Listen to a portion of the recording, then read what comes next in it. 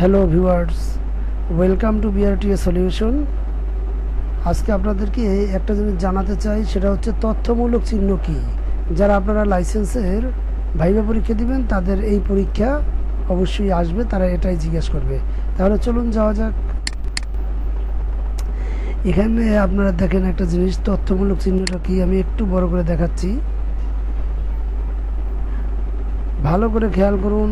এখানে আছে দেখেন, একটু জুম করে দেখাই, পথচারী পারাপার। ওখানে এই লেখাগুলো থাকবে না, বাট এই চিহ্নগুলো থাকবে। এই চিহ্নগুলো থাকলে আপনি বুঝবেন যে এখানে পথচারী পারাপার। আর এটা তো আমরা সবাই চিনি, এটা মসজিদ। এই চিহ্নটা যদি লাইট মারে, তারা লাইট মেরে যদি দেখায় তাহলে বলবেন এটা মসজিদ। এটা গির্জা, চিহ্নগুলো খেয়াল করে দেখেন ভালোভাবে। এটা গির্জা, এটা রাত্রি নিবাস, এটা টয়লেট, আর এটা হচ্ছে ফিলিং স্টেশন। ওখানে কিন্তু আমি আবারও বলছি, ওখানে কিন্তু কোনো লেখা থাকবে না যে আপনি লেখা দেখে বলবেন, শুধু এই চিহ্নটা থাকবে। এটা হচ্ছে ফিলিং স্টেশন। আর এই চিহ্নটা যে দেখছেন চাঁদ, এভাবে যদি থাকে চিহ্নটা, তাহলে বলবেন প্রাথমিক চিকিৎসা কেন্দ্র। এগুলো আপনাদেরকে একটু মাথায় রেখে তারপরেই ভাইভা পরীক্ষায় যেতে হবে। এটা হচ্ছে হাসপাতাল, যেখানে বেড আছে এবং এই চাঁদের এই চিহ্নটা এরকমের আছে। এটা হচ্ছে হাসপাতাল। এটা বনভোজন এরিয়া। এটা হালকা জলযোগ। যদি আপনারা এটা দেখেন, এই যে পি লেখা, সবুজের ভিতরে গোল বৃত্ত, এই যে পি লেখা আছে, এটা হচ্ছে পার্কিং প্লেস।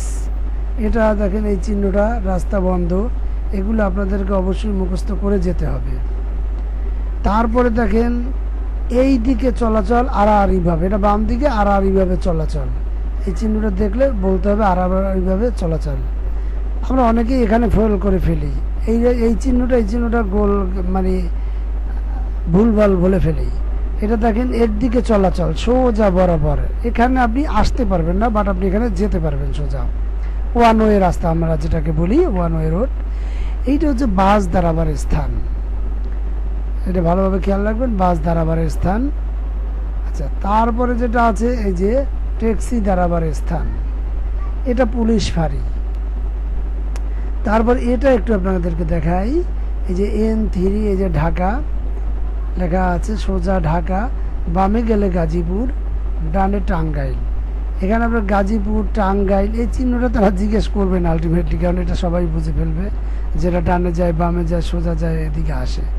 এটা ডান দিকে যাওয়ার চিহ্ন, এটা জাস্ট চিহ্ন, এটা কিন্তু একদিকে চলাচল না, এটা খেয়াল রাখেন। ওকে, তারপরে যে চিহ্নগুলো আছে সেগুলো আমরা মোটামুটি সবাই বুঝি। এটা হচ্ছে ট্রাফিক আলোক সংকেত।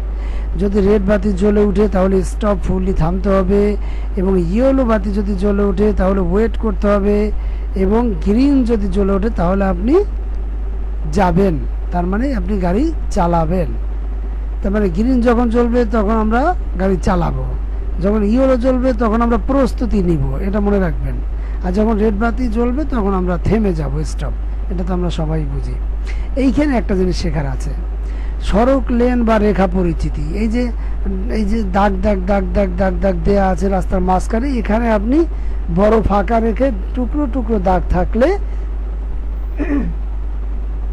স্বাভাবিকভাবেই ওভারটেক করা যাবে। এখানে আপনারা জিজ্ঞেস করবেন যে এই রাস্তা যদি হয় তাহলে আপনি কি করবেন, আপনি বলে দিবেন এখানে ওভারটেক করা যাবে। আর যদি প্রতিবন্ধক রেখা, যেটা রাস্তার মাঝখানে একটাই দাগ, কোনো ফাঁকা ফাঁকা নাই, সেখানে কি হবে, রাস্তার বরাবর অঙ্কিত একটানা লম্বা রেখা থাকলে লেন পরিবর্তন করা যাবে না, তার মানে ওভারটেক করা যাবে না। আপনারা বলে দেবেন ওভারটেক করা যাবে না। আচ্ছা, গাড়ির কাগজপত্রের নাম। গাড়ির কাগজপত্রের নাম আমরা অনেকেই জানি না। একটা হচ্ছে রেজিস্ট্রেশন সার্টিফিকেট, একটা ফিটনেস সার্টিফিকেট, আর একটা হচ্ছে ট্যাক্স টোকেন। এখানে ইন্স্যুরেন্স বা বিমা, আর হচ্ছে রোড পারমিট। সো যদি আপনার বাইক হয় তাহলে আপনার থাকবে কি কি জেনে রাখেন, সেটা হলো রেজিস্ট্রেশন সার্টিফিকেট এবং ট্যাক্স টোকেন, আর আপনার ড্রাইভিং লাইসেন্স। এই তিনটে জিনিস থাকলেই আপনি বাইক চালাতে পারবেন। Number 1 registration certificate, number 2 tax token. এটা হচ্ছে গাড়ির পেপারস, বাট আপনার লাইসেন্স অবশ্যই থাকতে হবে। এই তিনটে জিনিস বাইকের জন্য। আর ফিটনেসটা হচ্ছে আপনার সিএনজি, প্রাইভেট কার, মাইক্রোবাস, বাস, ট্রাক ইত্যাদি, এগুলোর জন্য আপনাকে registration certificate, fitness certificate, tax token এগুলো তো অবশ্যই থাকবে, সাথে রোড পারমিট তো থাকবেই, এগুলো বাধ্যতামূলক। আর ইন্স্যুরেন্সটার ব্যাপারটা হচ্ছে আপনি যদি করলেন, আর যদি ইন্স্যুরেন্স না করেন তাহলে কোনো অসুবিধা নাই, আর বাইক ইন্স্যুরেন্স কোনো প্রয়োজনই নাই। তাহলে আজকে আমরা জানলাম তথ্যমূলক চিহ্ন কী। ভিডিওটি যদি আপনাদের ভালো লাগে থাকে তাহলে অবশ্যই লাইক, কমেন্ট এবং শেয়ার করবেন। Thank you very much.